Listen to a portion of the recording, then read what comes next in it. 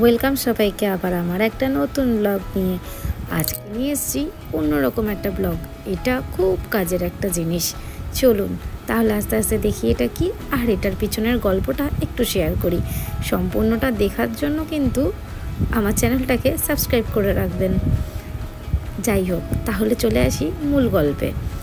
বাঙালি বাড়ি, একটা সেলাই মেশিন না থাকলে হয় বলুন তো? ঘরের ছোটোখাটো টুকরো টাকরা ছেঁড়াছিঁড়ি জিনিস, আর আমি নতুন জিনিস বানানোর ওস্তাদ। আমি ঘরে কোনো কিছু ফেলেই দিতে পারি না, ওটা দিয়ে নতুন করে কি বানানো যায় সেটা চেষ্টা করি।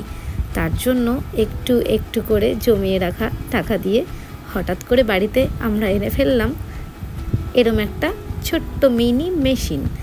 তো এই মেশিনটা ইলেকট্রিকের, এর সাথে আমরা পেয়েছি একটা ছোট্ট মতো টেবিল, আর তার সাথে এই সুতোর একটা বক্স, তাতে অল্প কিছুই সুতো, খুব বেশি পরিমাণে নেই। আর এটা হচ্ছে মূল মেশিনটা।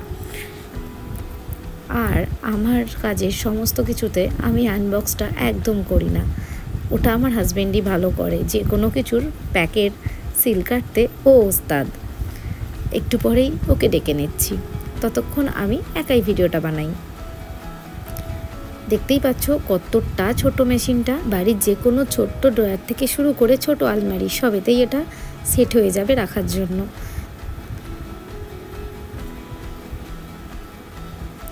অনেকক্ষণ ধরে টানাটানি তো হলো, ব্যাস ও এসে পড়েছে। আর আমার কোনো চিন্তা নেই, এবার প্রথম থেকে লাস্ট অবধি সবটাই ও করে ফেলবে, আর আমি শুধু ভিডিওটা করব।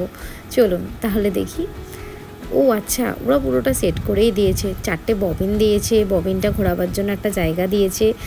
আর এখানে স্পিড হচ্ছে 2টো লেভেলের, একটা আস্তে একটা জোরে। আর হচ্ছে এক নাগারে মেশিনটা চলার জন্য একটা স্পিড আছে। আর ওখানে সাথে দিয়েছে মোটর, যেই মোটরটা আপনারা পায়ের সাথে অ্যাডজাস্ট করে নেবেন। আর ওটা দিয়েছে প্লাগ পয়েন্ট, যেটার সাহায্যে কারেন্টটা ওর মধ্যে ইনপুট হবে। যাই হোক, এবার মেশিনটা আমরা চট করে সেট করে ফেলি, আর সেট করার পরে আস্তে করে চালিয়ে নেব।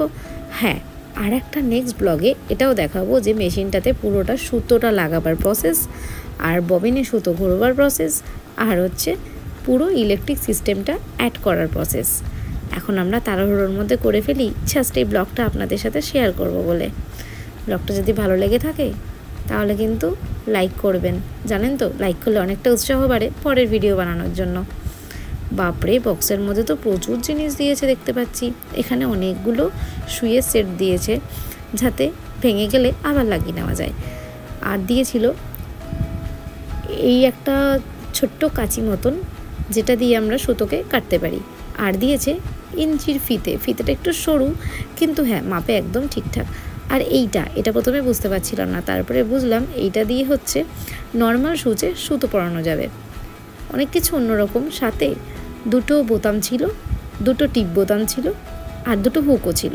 আর এই যে দেখছেন এতগুলো সুতোও ছিল, যদিও এই সুতোগুলো খুব একটা কাজে লাগবে না। ও বাবা, এটা আবার কি?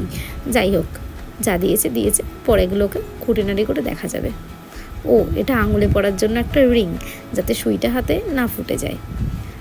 আর খুব সাবধান, এই জিনিসটা কিন্তু ভীষণ অন্যরকম, খুব সাবধানে এটাকে হ্যান্ডেল করতে হয়।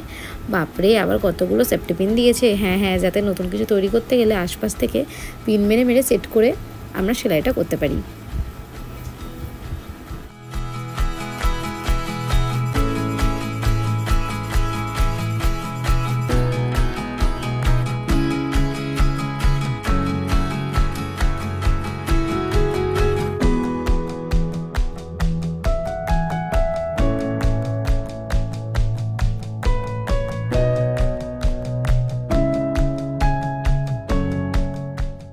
সিল প্যাকটা খোলা হয়ে গেছে।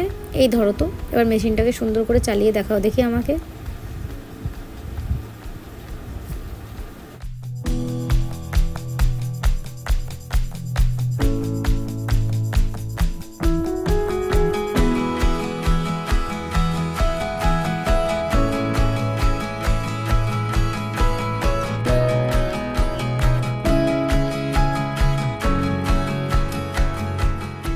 যেমন ভাবনা তেমন কাজ।